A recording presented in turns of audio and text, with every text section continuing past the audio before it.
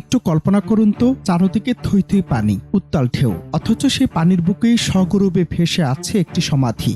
শুনতে কোনো অলৌকিক গল্পের মতো মনে হলেও বাস্তবে এমন এক রহস্যময় কবরের সন্ধান মিলেছে নীলফামারী জেলার কিশোরগঞ্জ উপজেলায়। দীর্ঘ 40 বছর ধরে এক অদ্ভুত মায়ার চাদরে আবৃত এই কবরটি। লোকমুখে প্রচলিত আছে এক অবিশ্বাস্য কাহিনী। খালের পানি যতই বৃদ্ধি পায়, কবরটি নাকি ততই উপরে ভেসে ওঠে। বিজ্ঞানের যুগে এমন ঘটনা কি আসলেই বাস্তব, নাকি এর পেছনে লুকিয়ে আছে অন্য কোনো রহস্য?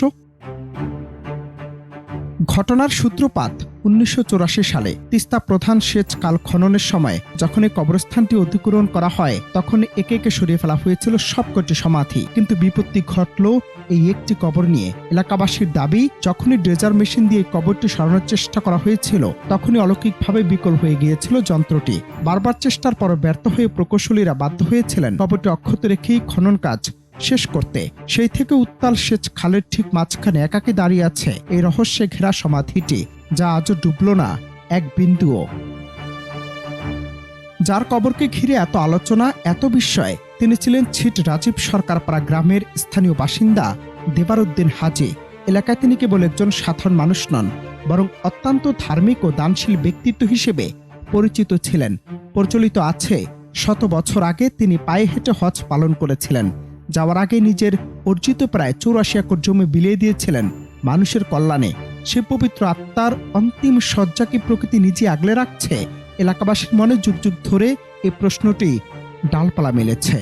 যত পানি হোক না, পানি যদি উছলি যায়, পানি না লাগে এখানে, ওখানে পানি কবর তলায় কিনা কবর আল্লাহ কবর ভাসি উঠে। আপনি আমরা দেখছি এই কবরটা আপনার ওই যে রোজার আসতো, রোজার বন্ধ হয়ে যাইত, আর একটা রোজার আনি ধাক্কা দিয়ে নিয়ে যায়, 2-3 হাত পার হলে মনে করেন স্টার্ট হয়ে চলে যাইত। এরকম আমরা অনেক কয়েকদিন দেখছি। কিছুদিন আগে নাকি বেকুও নামছিল, মানে ওই আশেপাশে মাটি কাটতে পারে নাই। আজও এই রহস্যজনক কবরটি এক নজর দেখতে দূর দূরান্ত থেকে ছুটে আসেন অসংখ্য মানুষ। কেউ আসেন আধ্যাত্মিক টানে, কেউ বা স্রেফ কৌতূহল মেটাতে। বিজ্ঞান হয়তো এর পেছনে কোনো ভৌগোলিক ব্যাখ্যা খুঁজবে, কিন্তু স্থানীয়দের কাছে এটি স্রষ্টার এক অলৌকিক নিদর্শন। সময়ের স্রোতে অনেক কিছু বদলে গেলেও 4 দশকে এক চুলো নড়ে নিয়ে ভাসমান কবর, এটি কি শুধু অলৌকিকতা, নাকি এক পুণ্যবান মানুষের প্রতি প্রকৃতির পরম শ্রদ্ধা? অনন্ত হাসান মাসুদ, বাংলা টিভি।